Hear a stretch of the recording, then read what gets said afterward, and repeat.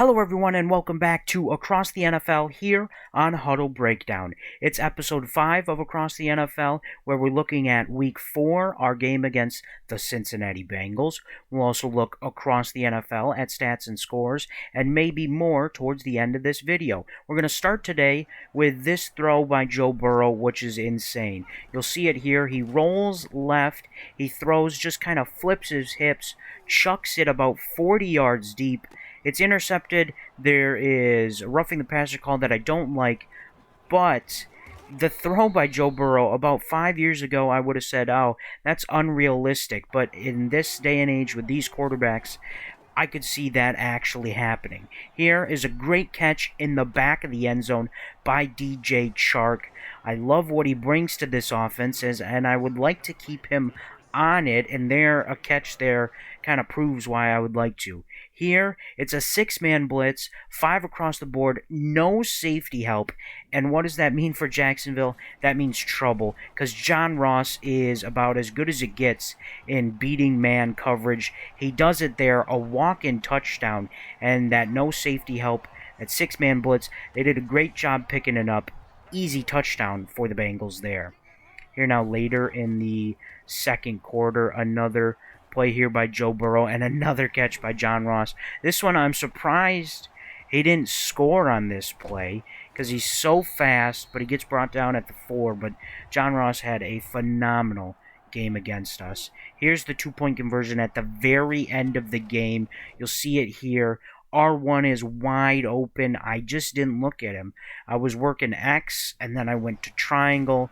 Didn't see R1. The sack by Geno Atkins. We can't extend the game to overtime, and it'll end 42-40. A heartbreaking loss for the Jags against Cincinnati. We'll now take a look at some stats and scores across the NFL. We'll start again this week in East Rutherford, New Jersey, where this time the Jets lose at home. 0-4 now on the season. They lose to Denver as Denver gets its first win. Kaepernick, a touchdown. Melvin Gordon, a touchdown of his own. Le'Veon Bell had 2 touchdowns, but it wasn't enough.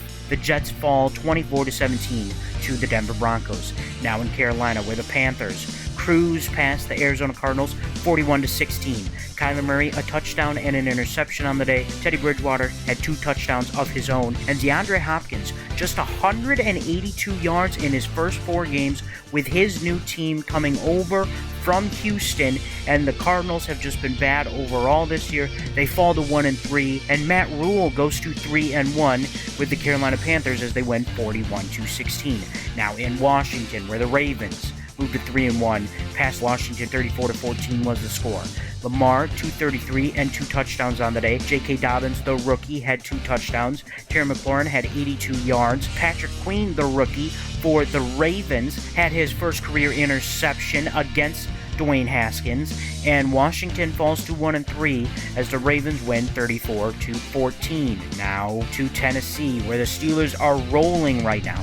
4-1 on the year. They cruise past the Titans 48-20. Big Ben, 187 yards, but 4 touchdowns on the day. James Conner had a great day, 16 for 138 and 2 touchdowns. Steelers sacked Tannehill 6 times on the day, the first time they start 4-0 since 1979, and they get a 48-20 win on top of the Titans. Now in Tampa Bay, where the Brady era starts off strong as they're now 4-0. They get past the Chargers 28-12. Brady 2 touchdowns on the day. Herbert a touchdown and an interception. And the Chargers now fall to 1-3. Tampa Bay 4-0. 28-12. Now in Miami, where they're still searching for their first win on the season, they lose 35-17 to the Seahawks. Russell Wilson throws 3 touchdowns. 2 of those touchdowns going to Tyler Lockett. He also caught 80 yards. Devontae Parker caught the lone touchdown from Tua, but it doesn't matter. They lose 35-17 to the Seattle Seahawks. Now in Chicago, where the Bears fall again to the Colts 27-24. Phillip Rivers, 2 touchdowns and an interception on the day. T.Y. Hilton, 8 for 73. On the other side, Mitch Trubisky played well. 3 touchdowns on the day, one of those going to Chester Rogers. But the post-Robbie Gould kicking struggles continue as Eddie Pinheiro goes 0 for 1 on field goals. Obviously, you see the score difference there. That would have helped them out a ton. Chicago now falls to 1-2-1, and the Colts move to 3-1 on the year. Now in Dallas, coming off that win last week, the first of the season, they lose again to the Browns, who are now 3-1. 26-20 was the score. Baker Mayfield, 332, 3 touchdowns on the day. Odell Beckham, 7 for 94 and a touchdown. Zeke had a good day rushing, but ultimately the Cowboys fall in overtime with a walk-off touchdown going to the Browns. Now in Detroit, where the Lions lose to the Saints, 28-14. Drew Brees, 258, 4 touchdowns on the day. Emmanuel Sanders, 794, and 2 of Brees' 4 touchdowns. Stafford played good, but it wasn't enough. The Saints get a big win to try to keep pace with Tampa Bay, as that division is going to be tight down the stretch. They move to 2-2 after the 28-14 win on top of the Lions. The Vikings win again this week. They're now 3-1 on the season. Cousin, 2 touchdowns on the day for 258 yards. Jefferson, 5 for 82. Watson played alright, but he did have 2 interceptions. J.J. Watt, 11 tackles, 4 tackles for loss, a sack and a half, but it doesn't help. The Vikings stay on top of the NFC North, 24-12. Now down in Los Angeles, where the Rams defeat the New York Giants, 27-24. Jared Goff, 255, 3 touchdowns on the day, throwing 2 of those to Josh Reynolds.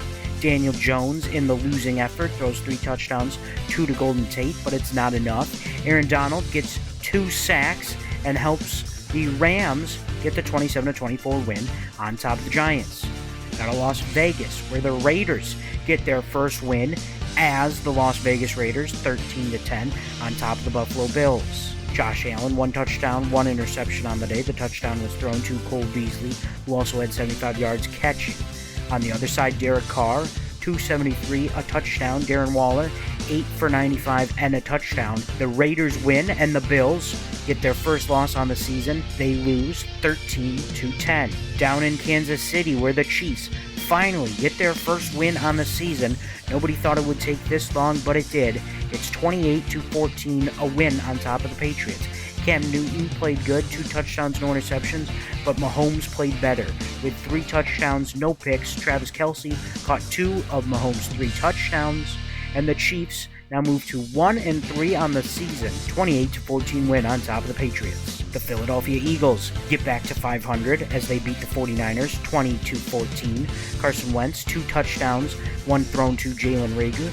He also had 40 yards catching. On the other side, Garoppolo, 2 touchdowns.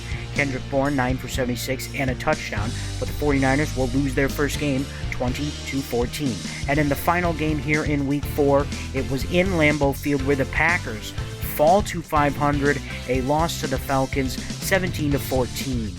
Aaron Rodgers, 232, 2 touchdowns and an interception.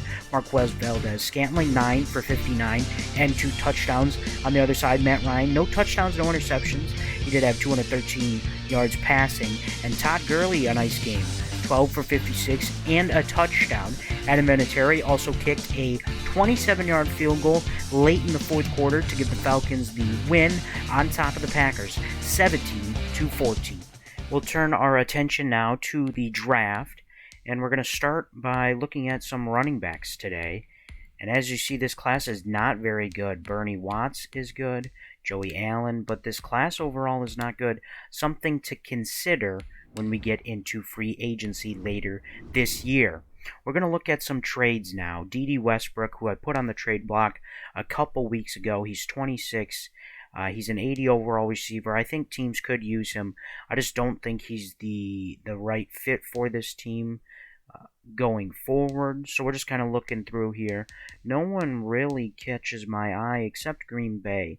A second for next year and a fifth for this year and a fifth for next year. That is the trade we are going to take. We will accept that trade. We'll go to free agency now.